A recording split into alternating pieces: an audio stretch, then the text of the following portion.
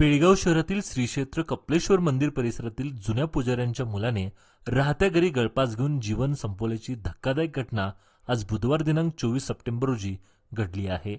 आत्महत्या केलेल्या तरुणाचे नाव सिद्धार्थ पुजारी, वय वर्ष 27 असे असून या घटनेने संपूर्ण परिसरात हळहळ व्यक्त होत आहे.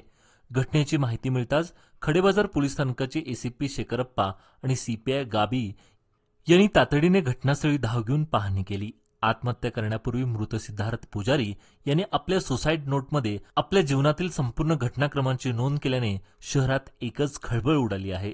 सिद्धार्थ पुजारी याच्या बहिणीने पत्रकारांशी बोलताना माहिती दिली. आपला भाऊ सिद्धार्थ याने आत्महत्या करण्यापूर्वी सुसाईड नोटमध्ये असे लिहिले आहे की, आम्ही अनेक वर्षांपासून कपिलेश्वर मंदिरात पुजारी म्हणून काम पाहत होतो आणि त्याच मंदिरात माझ्यावर खोटा आरोप करून माझी बदनामी करण्यात आली. त्याविषयी पोलिसांनी सखोल चौकशी करून आम्हाला न्याय मिळवून द्यावा अशी मागणी सिद्धार्थ याच्या बहिणीने केली. आज सकाळी माझ्या भावानी आत्महत्या करून घेतला असं उघडकीस आलंय.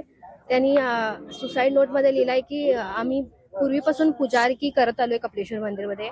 त्यांनी तिथं कपिलेश्वर मंदिरमध्ये त्याचं नाव बदनाम केले हे त्यांनी सुसाईड नोटमध्ये लिहिलेलं आहे आणि त्याच्याबद्दलच आम्हाला चौकशी पोलिसांनी करावी आणि आम्हाला न्याय द्यावा हेच आमची इच्छा आहे. त्याच्यावर त्याच्या सुसाईड नोटवर त्यांनी सगळं लिहिलेलं आहे, सगळं काय काय झालंय त्याच्यावरती इन्व्हेस्टिगेट करून आम्हाला न्याय मिळवून द्यावा एवढंच आहे. सिद्धार्थचे वडील रामा पुजारी हे पत्रकारांसमोर आपलं दुःख व्यक्त करताना म्हणाले, आम्ही कित्येक वर्षांपासून श्री कपिलेश्वर मंदिराची पूजा करत होतो.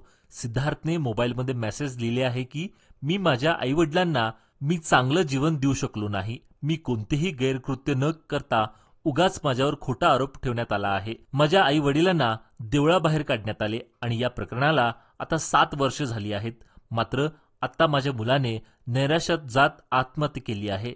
हे सगळं त्याने मेसेजमध्ये नमूद केलं असून असे त्याचे वडील पत्रकारांशी बोलताना म्हणाले.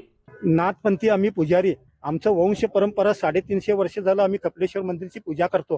हे प्रकरण होऊन 7 वर्ष झालं आणि आता तो डिप्रेशनमध्ये जाऊन आत्महत्या केलाय. मोबाईलमध्ये काय घातलाय त्यानं मेसेजमध्ये, मी आमच्या आई वडिलांना लाईफ चांगली देऊ शकलो नाही, माझ्यामुळे मी न करता माझ्यावर वाईट आरोप केले, आमच्या वडिलांना आईना देवळाच्या बाहेर काढले. त्याच्यानंतर काय म्हटलाय तो, मी राबलो तरी बी मी तिथंच आमची बहीण आई दुकान लावत होती, तिथं त्रास करत होते असं मेसेजमध्ये म्हटलाय तो. असं मेसेजमध्ये म्हटलाय. मी काय म्हणतो, एवढं समजत होतं तर आत्महत्या का केला तो? एवढं बी टक्कर द्यायचं ताकद नाही? एवढंच माझा प्रश्न. मागणी काय हो, माणूस गेलाच की आता वापस येणार आहे का तो? पैसे घेऊन काय करणार हो? प्रॉपर्टी घेऊन काय करणार? दात नाही तर चणे घेऊन काय करणार तुम्ही? तुला न्याय कशाबद्दल पाहिजे? काय झालं ते आता खडेबाजार पोलीस स्टेशनला मी ते मोबाईल दिले त्यांच्या हातात, ते मेसेज बघून रीतसर कारवाई करावं. शेवटी आम्ही पोलिसांच्या हातात आमच्या मुलाचा मोबाईल दिला आहे. त्यातील मेसेज त्यांनी पाहावा आणि रीतसर या प्रकरणाची चौकशी करून संबंधितावर कारवाई करावी अशी मागणी आत्महत्या केलेल्या मुलाच्या वडिलांनी केली आहे.